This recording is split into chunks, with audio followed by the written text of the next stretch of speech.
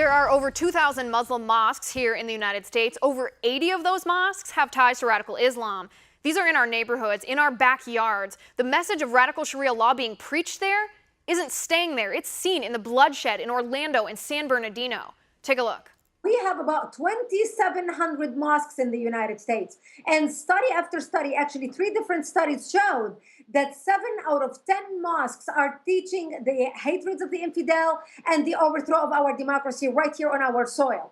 You have 225 radical Islamic madrasas operating in the United States, and those that we know of who are licensed. We estimate there are over 600 Islamic centers and madrasas operating in the United States. Joining me now is the national spokesman for the Ahmadiyya Muslim Community USA, Qasim Rashid. Qasim, thanks for being here.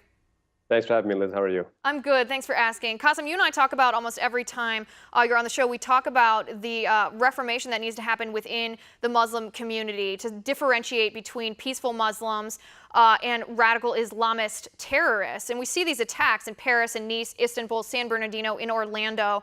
It's difficult not to draw the correlation between this percentage of mosques here in the United States that have ties to radical Islam and these homegrown terrorists.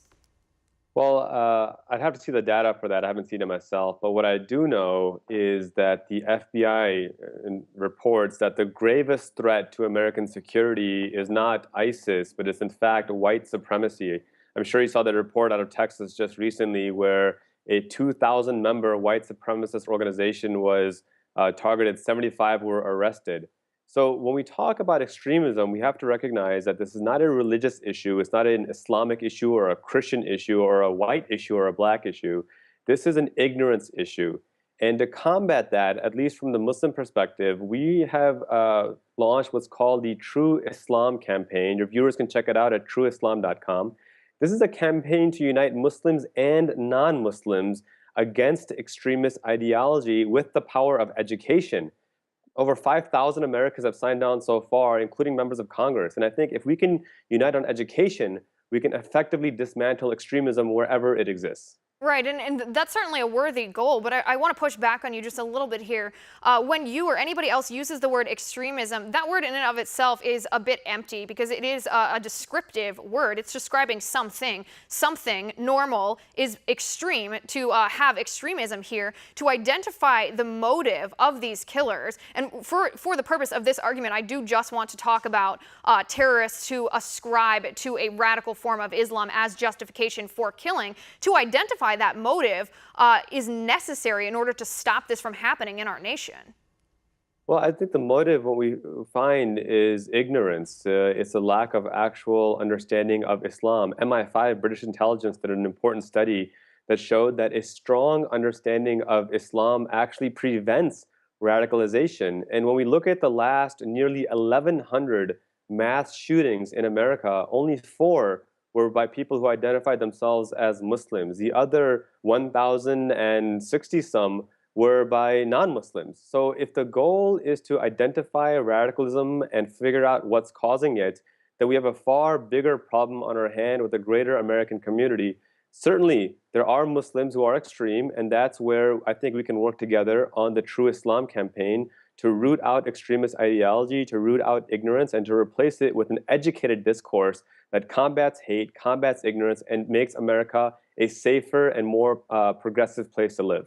Right, and I mean no disrespect to the number of people who are murdered by those who don't use radical Islamist views as their motive. Not at all. I just don't think we can ignore the portion of people from Orlando, 49 people. You can't just turn your head and say, oh, that was a crazy person. You have to look at the motive to prevent that from happening again. And I guess my question to you, you talk about education, and I agree with you. I think that's a good thing. We need to be able to prevent people from being vulnerable to radicalization. But don't you feel that it's a disservice to the billions of peaceful Muslims in the world not to differentiate, not to say, yes, these very small portion, I think it's 7%, experts say 7% of the 1.6 billion Muslims who ascribe to radical beliefs. Isn't it a disservice to the peaceful Muslims not to differentiate between the two and say, yes, they ascribe to radical Islamist beliefs. That's not what we ascribe to, instead of ignoring the fact that they're associated with that?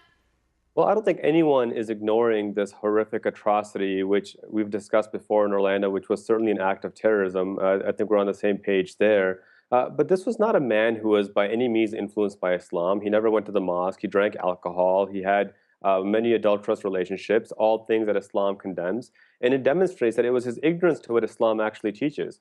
Now, your point about identifying peaceful Muslims versus extremists, this good Muslim, bad Muslim dichotomy is a dangerous game because what it ultimately does is it alienates people who are unsure of what Islam actually is.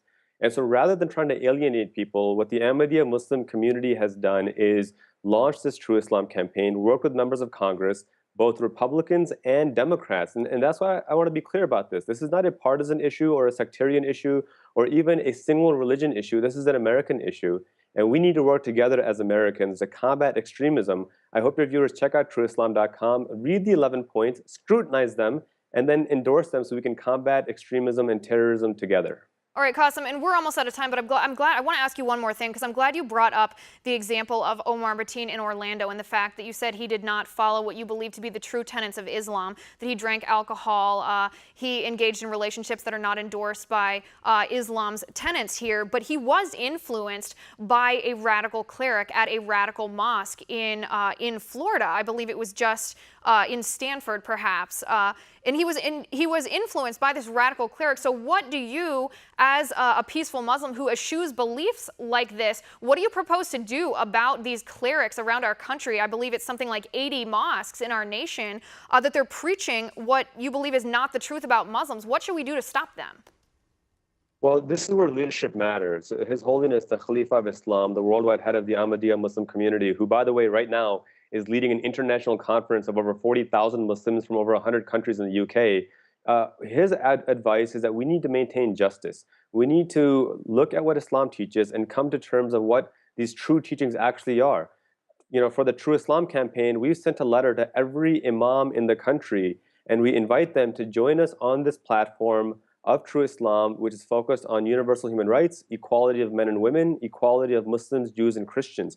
I think if we can do that, then we can identify those leaders who are dedicated to the Islam Prophet Muhammad taught and those who are promoting an extremist ideology that is alien to the Islam that Prophet Muhammad taught. Right, and in the interest of upholding that justice, because I agree with you, should the FBI be involved with identifying who these radical clerics that are preaching something violent, something terrible, something that's costing American lives, and something that you believe is not in line with true Islamic teaching?